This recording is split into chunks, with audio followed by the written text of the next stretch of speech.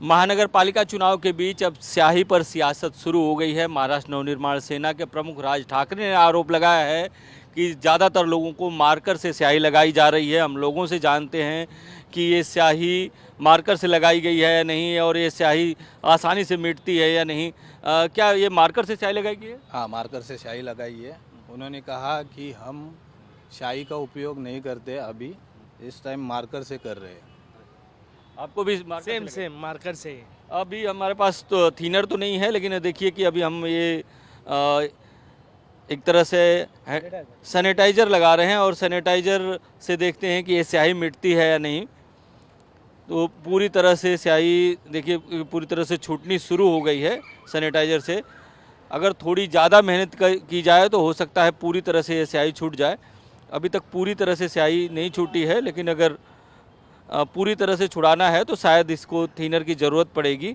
लेकिन देखिए कि लगभग आधी से ज़्यादा स्याही निकल गई है, अब थोड़ा थोड़ा स्याही रह गई है। इसके अलावा हमारे साथ एक और शख्स है, इनके हाथ पर भी अभी इंक लगी हुई है। उनकी भी स्याही निकालने की कोशिश करते हैं कि ये जो सैनिटाइज़र है इससे स्याही छूटती है या नहीं छूटती है। देखिए कि सैनिटाइज़र से स्याही निकल रही है, पूरी तरह से नहीं निकल रही है, लेकिन निश्चित तौर पर स्याही निकल रही है। अगर कोई किसी की नीयत ठीक नहीं हो, यानी जो दोबारा वोट डालना चाहता हो, अगर पूरी तरह से वो स्याही छुड़ाए तो वो निकल सकती है, क्योंकि देखिए कि लगभग 90% स्याही निकल चुकी है, 10% स्याही बची है।